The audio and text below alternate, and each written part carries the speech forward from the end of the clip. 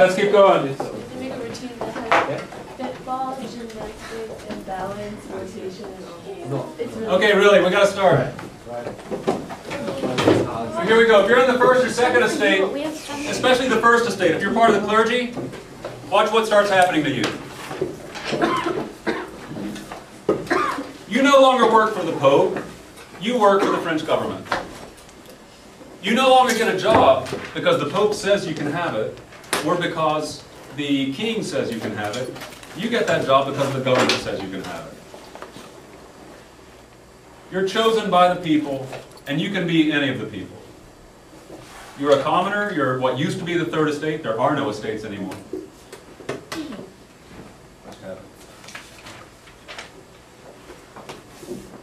Now you get that job by merit. You have studied your Bible, you've studied your theology. You're better and smarter than Count so-and-so's kid who became a priest because he was Count so-and-so's kid. You're elected, actually. And the Pope can't say a damn thing. It is the Catholic Church, but the Pope has no say in it. Radical. People are watching this and they're going, oh my God. You don't do that to the Pope. Of course, we've seen that people have been doing similar things to the Pope for about 300 years now. So now the Roman Catholic Church becomes the French Republic Church, basically. Next. No time. Next. A lot of the clergy stopped supporting the revolution at that point, because you don't do that to my Pope.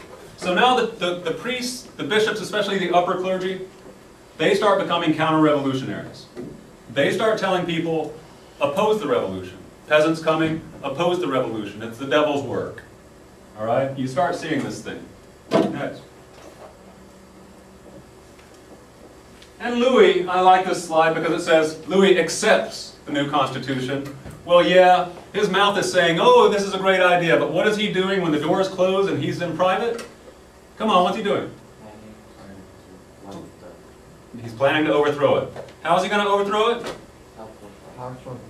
Help from particularly Austria and Prussia. Next. That's okay. Basically, that last slide, it shows the influence of the American Revolution. Because the American Revolution, they set up a tripartite government. Executive branch, the king, in this case. Legislative branch, the lawmaking, and a judicial branch, which is independent. The judges are independent of the politicians so that they can be fair. They basically copied, except instead of a president, they kept the king. Remember, the American Revolution was 13 years only before the French Revolution, so it was a very exciting thing. It was very, very important. All right. Go on.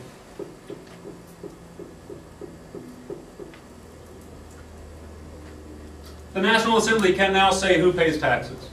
Go on. Stop. Go. Stop. Everybody has rights, but again, how democratic was this? Watch the bourgeoisie, watch the moderates. Who do they not give rights to? A third of adult males could not vote, because you had to have a certain amount of money or land, ability to pay taxes to vote. Love it. You're bourgeois, your servant in your house cannot vote. If you're a bourgeois and you become part of the National Assembly, what a great diary entry there. An interaction with your servant, who's expecting equal rights and finds out that you voted not to let him vote.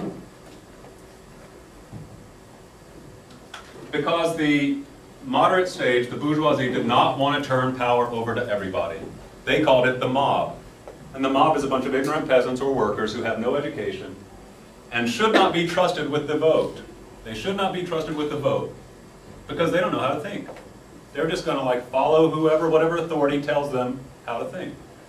That's their point of view. What's yours? Next. Next. We got 5 minutes.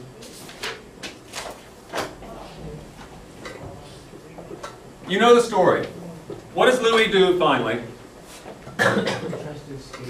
Tries to escape, and it's hilarious. How does he try to escape? Disguised as? A servant. A servant, one of his own servants. So Louis is dressed like, you know, George Bush's janitor.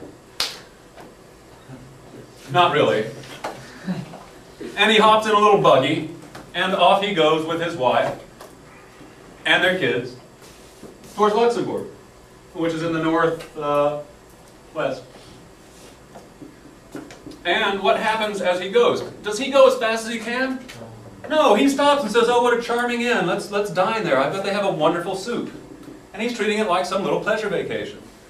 Somebody sees him, recognizes him, runs to the next village, and says, I just saw Louis in disguise, and that whore, his wife, in disguise. They're trying to get out of this country. So he goes to the next village, and 12,000 peasants, come to the village road and stop him, and very respectfully arrest him. Your Highness, you're not going anywhere. Now change out of those clothes and look like a king and come with us. All right, next. Oh, I love that. Who helped them? Marie Antoinette's lover. I was kidding by calling her the whore, but, well, Louis wasn't her only lover. Okay, so Varennes is where that happened. Next. Stop. This woman is very famous for correcting the Declaration of the Rights of Man. What do you think she wrote? Women. Declaration of the Rights of Woman. Very famous. What else is born in the modern world at this period? Hello? What other modern idea is born in this period? Feminism. Feminism. Women standing up and saying, we deserve rights too. Women standing up and rebelling too. Husband, king, politician, priest, I don't care what you say. I disagree with all of you authorities. Women are equal to men. And she's the French woman that did it. Did it work overnight? No, but it set an example, and it took about 100 years. But because of what she wrote, other women stood up, and it took about 100 years, but the women got their rights. Next. Yeah, they played a vital role. What? Bastille, March on Versailles, all these things that the women did, and you're not giving us any rights? Next. So women had no rights here. Back to you, Lisa. They had no rights of citizenship. Men without property, men without money didn't have rights of citizenship. Neither did women. Next. She wrote it 2 years after the Revolution. Next. Okay, so here we go, the plot thickens. Counter-revolution, write it down. Counter-revolution, it's part of the cycle. Those in power try to get power back. And here it comes. This Duke says, if you touch a hair on King Louis's head, we will destroy Paris. I think he's Austrian, though I'm not sure. Next. Yep. Yep. And here it comes. France is now at war because France has sneezed and all of the neighboring countries are afraid of it being contagious. And so look how many countries this young 2-year-old government, 3-year-old government, has to suddenly fight. Austria up in this direction, Prussia up here, Britain over here, Spain down south, and Piedmont down towards Italy. It has enemies on every side. And it is a 3-year-old government that has crushing debt and unhappy citizens in a lot of ways. Next.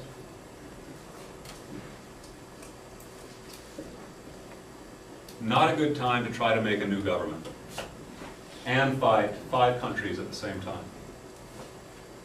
The revolutionary government is in huge trouble. Next. Next, yeah. Okay, remember the officers, worse still, the officers were from the